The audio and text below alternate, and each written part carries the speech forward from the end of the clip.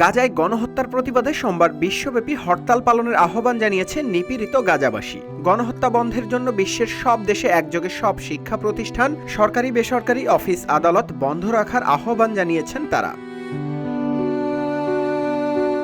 গাজাবাসীর এই আহ্বানে সাড়া দিয়ে সামাজিক মাধ্যমে ছড়িয়ে পড়া ইংরেজি অক্ষরের ছবিতে লেখা একটি post, no work no school until genocide stop, অর্থাৎ গণহত্যা বন্ধ না হওয়া পর্যন্ত কাজ ও স্কুল বন্ধ। সকলেই শেয়ার করছেন পোস্টটি। এদিকে ফিলিস্তিনের গাজায় ইসরায়েলি বর্বরতার প্রতিবাদে বিশ্বব্যাপী গাজাবাসীর হরতাল পালনের অনুরোধে বাংলাদেশিদেরও ঐক্যবদ্ধভাবে সাড়া দেওয়ার আহ্বান জানিয়েছেন জাতীয় নাগরিক পার্টির উত্তরাঞ্চলের মুখ্য সংগঠক সার্জিস আলম।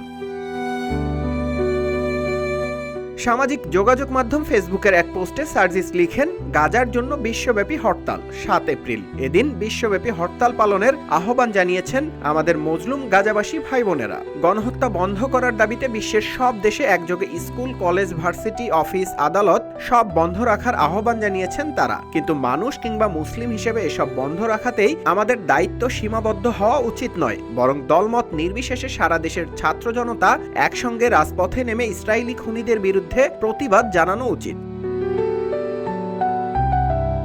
এনসিপির উত্তরাঞ্চল মুখ্য সংগঠক আরও লিখেন, আমরা হয়তো এই মুহূর্তে আমাদের গাজার ভাইদের পাশে দাঁড়িয়ে লড়াই করতে পারবো না, কিন্তু তাদের লড়াইয়ের সঙ্গে একাত্মতা ঘোষণা করতে নিজ ভূমির রাজপথে অন্তত নামতে পারবো।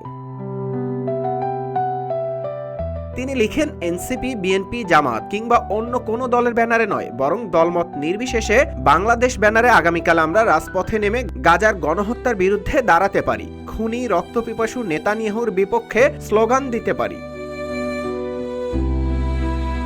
এরপর সার্জিস আরও লিখেন, প্রত্যেক জেলায় ছাত্র জনতার প্রতিনিধি হিসেবে কয়েকজন মিলে দায়িত্ব নিয়ে ঐক্যবদ্ধভাবে এই কর্মসূচি পালিত হোক। 7 এপ্রিল কোনো দলমত পক্ষের হয়ে নয়, বরং বাংলাদেশের পক্ষ হতে গাজার মজলুম মানুষের পক্ষে হোক। সবশেষে সার্জিস লিখেন, March for Gaza, Bangladesh for Gaza.